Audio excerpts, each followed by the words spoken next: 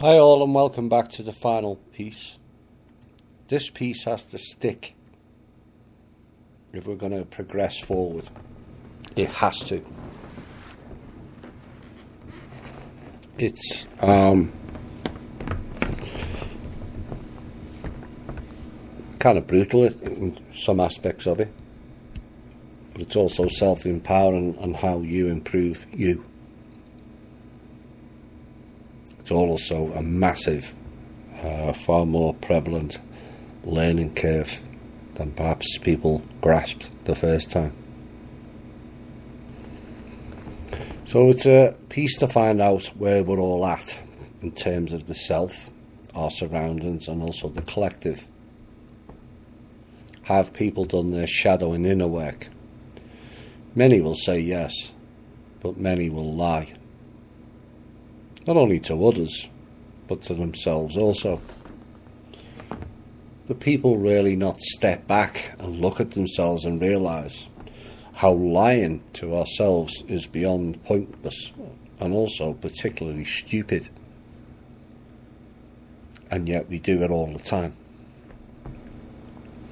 And the question along the journey of self-discovery is, what is the underlying issue to it? Find that and you are on your way to correcting it.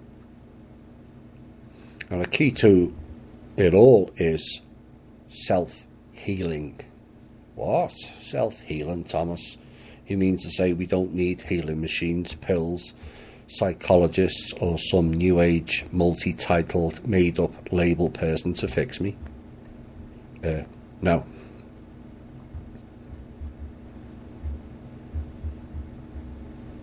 You don't, and that's the key. It all starts with you. Do you want to heal and fix you? Or are you content hiding behind the mask and living the illusion? Except those masks just don't work like they used to, do they? As many are now finding out. The masks are falling rapidly as the truth wave washes over the planet in a tidal wave that just keeps rolling. Will it stop? Not this time. We demanded the truth in sufficient numbers, and the truth is what we will get in all its, at times, brutal glory. THI members were given a heads up on this in June 2015 with regards to shadow and inner work, and late 2016 through 2017 with the masks of illusion beginning to fall. 2017 was also the cut-off point for those who didn't choose to awaken to the new world and a new reality. Many people beat themselves up over this because they couldn't wake others up. But it's not your fault. They are not ready. It was their choice to ignore and accept a brutal, cruel, criminal-led, fraud-laden and heinous crimes world.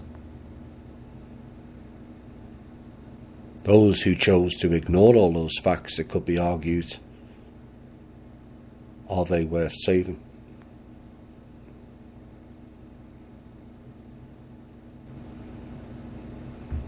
As always, when something profound or way outside of the box of what is considered normal, many choose to ignore it and then rush when another date looms.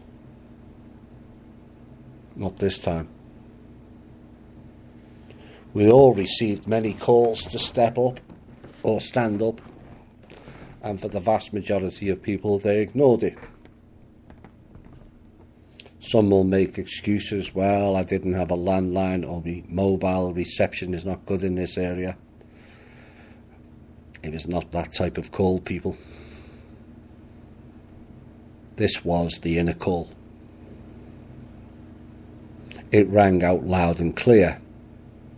Some rose to it, many didn't. A case of most have ears, but not all listen. Now, Thankfully, a number did listen and began the work they were tasked to do, mostly quietly, many in the background, some up front and some on the front line and active. Some have also awoken, but there are many still unsure of their role or task. And yet certain people ask, why are they in that role and not them? Because you didn't hear the call. Or you did and wasn't sure of what to do. You never defined your own sovereignty or tasks ahead. But that's okay. So don't be too hard on yourself. The key thing is some did hear and act on the call, and if not, I would suspect none of us would be here now. Cassandra told you they're going to wipe you out. The UN 2030 and 2021 agenda. They're going to wipe us out. The problem is in life is bundled into a number of things that are all correlated. Apathy, limitation, victim saviour program, non-sovereignty and no personal responsibility.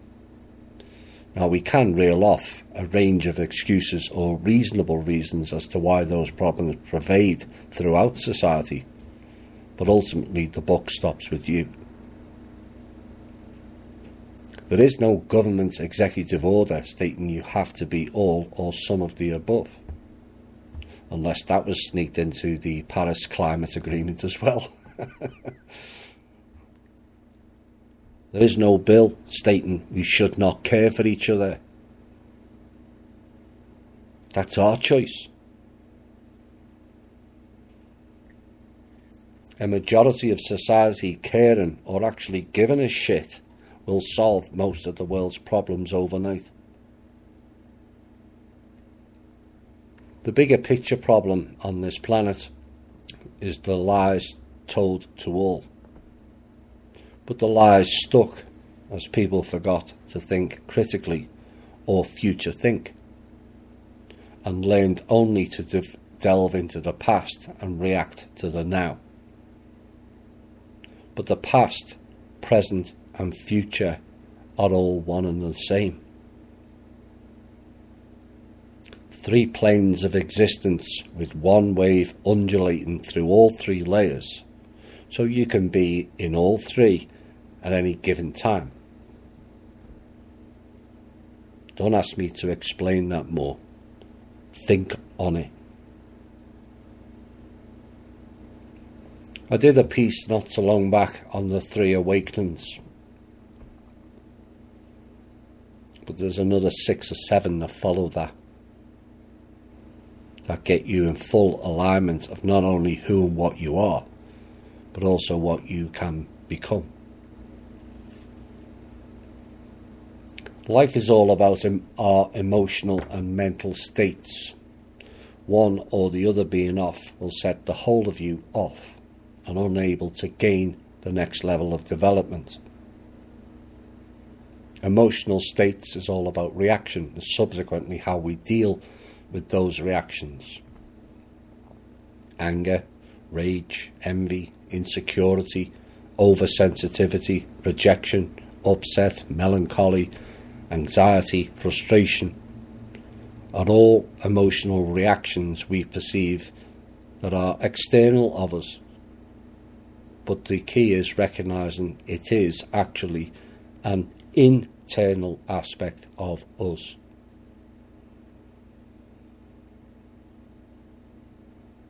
Someone makes you angry and you rage back at them is often a common trait to undertake. It feels better, some say.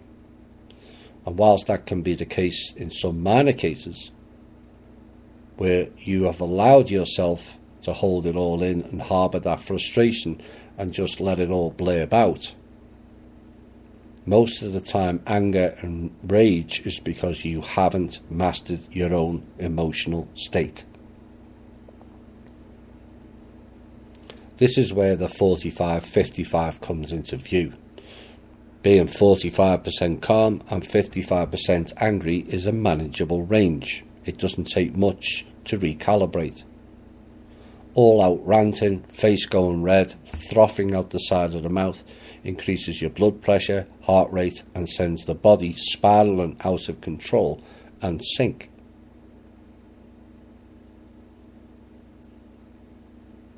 No one ever won an argument by ranting in people's face. It is a loss of control, and you will get picked off by someone who is in control of themselves.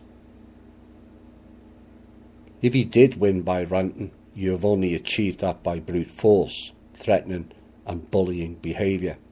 That is not winning an argument. That is losing self-control and mastery of the self. And also a loss of respect. So in overview, you won nothing, but lost much. One of the biggest issues within this framework is low self-worth, which leads to insecurity, indecision, non-trust of the self, and turns many aspects of their life into envy and comparison and competitive mindsets with all those around them, which is the most destructive aspect of how and why we struggle to interact with each other. So where does it all start? Well, sometimes it is a spillover of family traits of your ancestors that has bled through into this one. But often it is your relationship to your parents and siblings that generate most poor emotional states. For some in this lifetime, it has been or is your role to correct the ills of your own bloodline. Some will have recognised that. Many will not. But correcting the bloodlines of their own family has been the role of many in this time period. Why? To start anew, we have to cleanse and, more importantly, heal the past. Families have histories of generational sexual abuse or alcohol or drug abuse, aggressive behaviour patterns, violence, divorces which spill over into successive generations from one or both sides of the family. It may have been your role in this lifetime to correct all of that. Comparative mindset starts young, comparing yourself to your siblings and peers. Comparison in the pursuit of curiosity can be a healthy learning tool. But the pervasiveness of this throughout society, though, suggests it's far more damaging than most people realise. There is barely a single object or interaction that we haven't fine-tuned our brains into making comparisons towards others. And the most damaging aspect is, it is within your own circle, be it family, partners or friends. Again, if you step back and thought about it, you would see how ridiculous it is. If you are always comparing yourself to what others have done and feel bad about yourself that you haven't achieved that, which then leads to envy, how are you ever going to recognise your own contribution to society and, more importantly, your own value and development?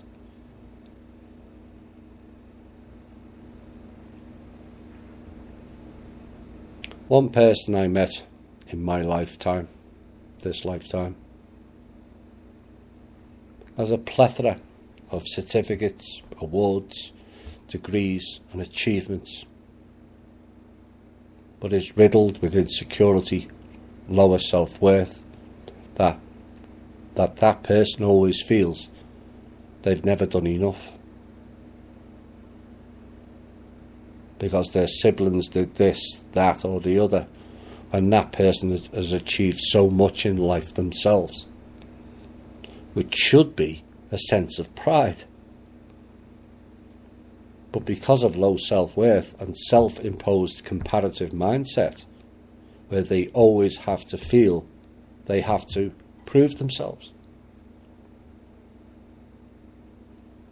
This then leads to a type of self-harming behaviour, self-sabotage, where they perpetuate their own narrative of I'm not good enough or as good as somebody else. Where to be recognised they go off the path in a deliberate move which garners discontent or reaction from those around them, which that person is waiting for, to then feel bad about themselves again. This is a roller coaster of an emotional and mental instability, of which that wheel can be very difficult to get off. From the overview again, the behaviour is bizarre. But it can be difficult to raise those types of people once they get into a lifetime rut, that they are never as good as somebody else.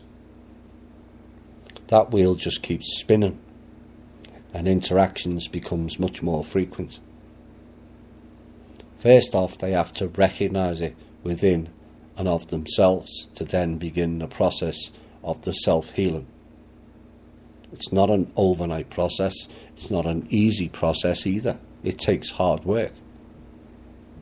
But if that person can spend so much time lowering their own value, why not spend as much time lifting their own value?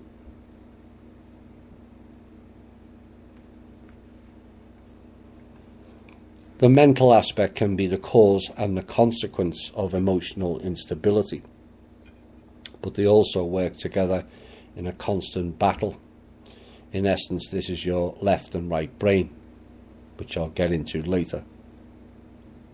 Emotional instability can erode the mental aspect with constant battling within and of the self, which leads to apathy, lack of will, lack of fortitude, lack of integrity, and a complete dereliction of who you are, which then leads to another wheel of self-perpetuating behaviour as well, because you are no longer you. You have become a mirror version of yourself, a projection, a mask of how you wish to be. But because you lack the will and fortitude to master yourself, you have become a shadow being. Or multiple shadows, depending on the environment and mindset you keep. Integrating those shadows is the key to mastering that instability. It's not about erasing the shadow, but integrating it within you. That mirror version you falsely project is how you wish to be seen. Why not work hard and become that version you falsely project to be as you, but currently isn't? Yet often is the case in victimhood mode, they are actually that person and yet don't see it in themselves. The energy people expend to become and act in alignment with the false shadow of you, again, could be harnessed to become the real you. So it's not like it takes that much more life force energy to correct it. You're wasting more energy portraying the false version of you. Mental and emotional issues of trust is a big thing for many, even when just applying it to the alt media. I've lost count of the many questions I have answered, or sometimes not, of is this person or this group good, Thomas? And yet often the questioner states their own doubts within the question. If you are asking me that question, you already know that person or group is not 100% for you. Why do you need me to validate it? What makes my opinion more important than your own? We are back on the wheel again, with insecurity, lack of trust and low self-worth, are we not? Discernment is the word often used and many struggle with. In most cases, it's not discernment that's the issue. It's the lack of self-trust. Those who master self-trust just know that answer before the question is posed. How? Why, you may ask? Because the frequency within it changes.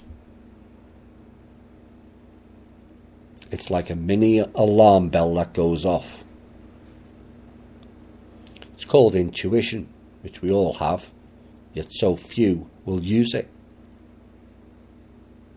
Many will come up with all kinds of bizarre excuses to themselves to justify themselves not listening. Well, it was just a coincidence, or a deja vu, or it was the Mandela effect. No, it was you. The real you. Like I said earlier, people have ears, but don't always listen to others, or more importantly, themselves. And again, from an overview, it's bizarre behaviour. You are given a heads up from a brief interaction of your higher self, and you ignore it.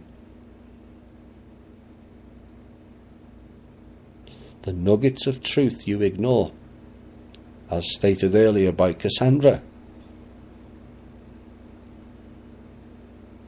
And it's no wonder for the many, the higher selves haven't been switched on fully, because most of us are profligate about not using it. It's like a muscle. Use it or lose it. The key to it all is healing the past and the present to allow yourselves to have a better future. And remember, you may not just be healing your own past, but also your bloodline as well. But healing requires hard work on your part. No one or thing can fix this for you. Only you can heal the you. People can guide you towards the path, but only you can walk it. In the midst of all this personal and emotional instability lies you. The you, in essence, is the Russian dolls. You started off with one and created copies, none of which is the original. There lies the you that has achieved far more than you all give yourselves credit for. The classic example is, I'm just a housewife who looks after the children. You created a living being. Is that not an achievement in and of itself? Or you often hear, I'm just a joiner, a painter, or a wage clerk, without realising what they are saying or putting across. So you can only do joinery. Is that who a being that is the crown of creation should describe themselves as? Just a joiner indeed.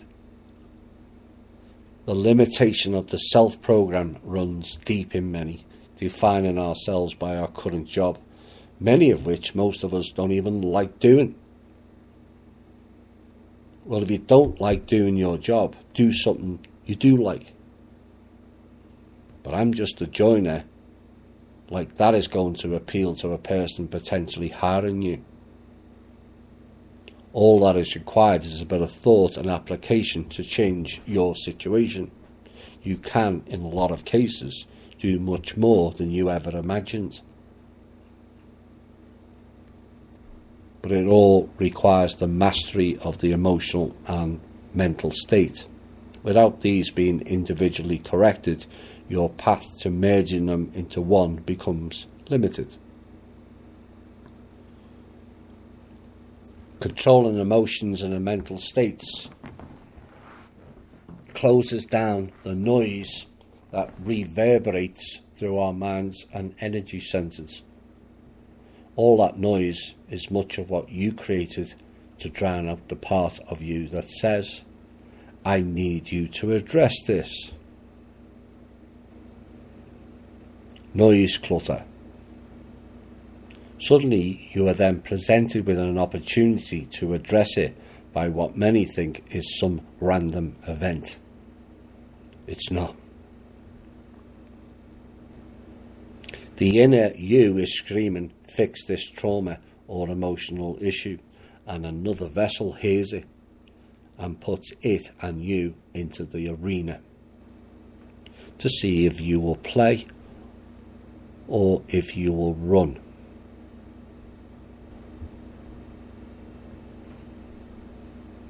The best formula, apart from meditation, which can be done to gentle musical rhythms or not, with eyes closed or open, once you have mastered the memory code of that frequency zone, the greatest thing is to do what you were created for. Being creative. It is this version of humanity's greatest gift. We are better at it than any other species. Yet so often we neglect it, buying instead of fixing, getting others to do things when with a little patience. Just a little patience. Oops. And perseverance. We can do that ourselves. Values in life of being creative have plummeted on a monetary scale. And that is a deliberate ploy by the system to erode another of our abilities.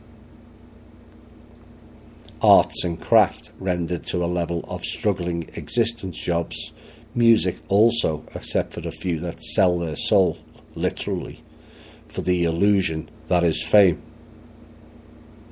So the people with creative abilities end up serving burgers at McDonald's just to get by, rather than displaying their natural talents. Let's get into the myth of separation. We reinforce ourselves with word spells, left and right brain thinking. This is duality and divide and conquer again, when they are best combined into one thinking process.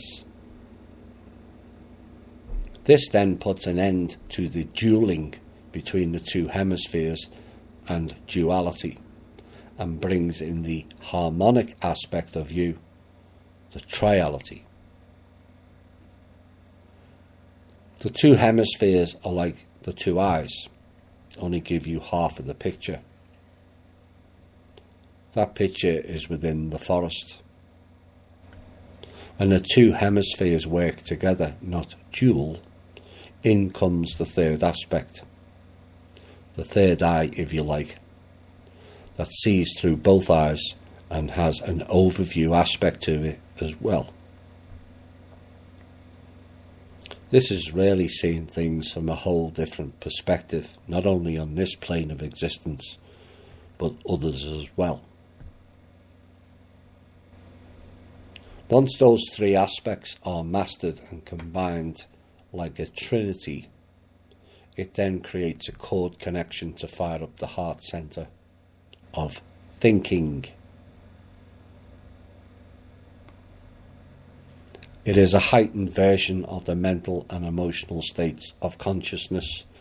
In comes empathy, deeper understanding, wisdom, higher intuition, and a broader spectrum of the senses beyond the five. Your understanding of life and you goes into a whole new realm. The downloads become more frequent. Who and what you are, your purpose in life becomes more defined. Everything becomes more fine-tuned, as you are no longer a nest of dolls. You are your own Neo.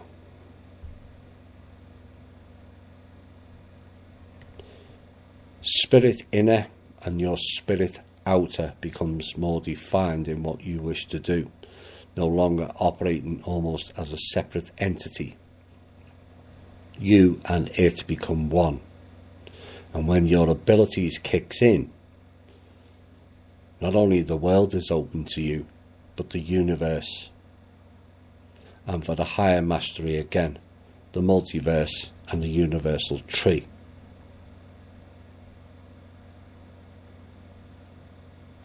It is said we need technology to travel amongst the stars.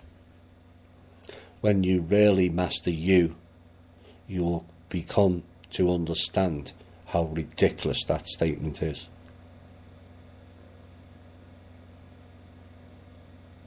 Currently, most people are stuck in the astral layer of travel, which, although cleared in some aspects, it is not all as I understand it.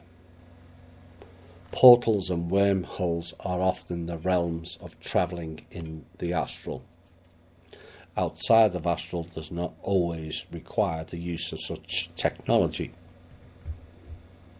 Mastery of the self and your own consciousness allows you to travel instantaneously via the cord. Your memory code kicks in and your destination awaits you. All must try to not use the term astral travelling, like that is the only place to go. It's not. There are far more jewels and magical creations to travel to than just the astral. Astral travel is going into the dark beasties realm, so be careful about using that terminology. Word magic and contract are all so important. And often we are naive in what we say or mean. So no more, I'll see you in the astral later, please. You won't see me there unless direct actions are being taken, which is far less now than previous. All this beauty and wonder, magical journeys and abilities, meeting places and beings you thought were only in your imagination or in your dreams. Well, you can't imagine something that doesn't exist. Somewhere not in the vastness of space, because that reality of vastness is another limitation program, all designed to propagate the little you persona that exists, what your visions have shown you. Word of caution awaits those that reach these levels. It will be a massive test of your ego, because thinking and acting godlike, destroying all and sundry because you can, lording over others because you can, will cause you to fall. Just like the allegory of the biblical angels fell. You are not God. You became a higher evolved being. Higher evolved beings should not display a lack of responsibility and play dick-swinging contests. You have worked so hard to become that higher evolved being, but that does not and never will make you the God. Because that is Source, the creator of everything, of which we are all a part of. In essence, we are the creators also. All coalesced in a massive dance within the spark of creativity. As you become as one within yourself and your own divine connection to Source. So to recap, do you still want to keep your limitation, dualistic, self-loathing, self-lying, astral projecting suit? Or do you want to expand into your own Source connection and blood code? It starts with you. One simple decision changes your whole life and timeline, which is seen as a small leap for you, but a giant leap for mankind. As another starts the journey to their ultimate destiny, once that decision is made, then starts the healing. It is all about the healing of your trauma and your bloodline traumas, to give you and your future generations a rebirth and growth opportunity. Do you wish to float amongst the stars, or walk through the treacle of 3D life, weighed down by your own lack of self-worth, or become the highest evolved version of you in many millennia? Do you wish to loop around the Mobius, or reach the number of completion, the figure 9? Is it a 6 or a 9 when combined? Or is it both one and the same from all perspectives, as above, so below? During the love-making act, which is the male and which is the female? It matters not from high above, as it all becomes the one. Divine male and divine female were not designed to be separate. That is more duality nonsense. Before, long in the past, they were one. Because if you draw a 6 and 9 together and look from above, it becomes technically a 0. But more importantly, the shape of an egg, the home of the ultimate rebirth and the creation of new life. The 0 shape and the egg from the overview is how it all began in the beginning.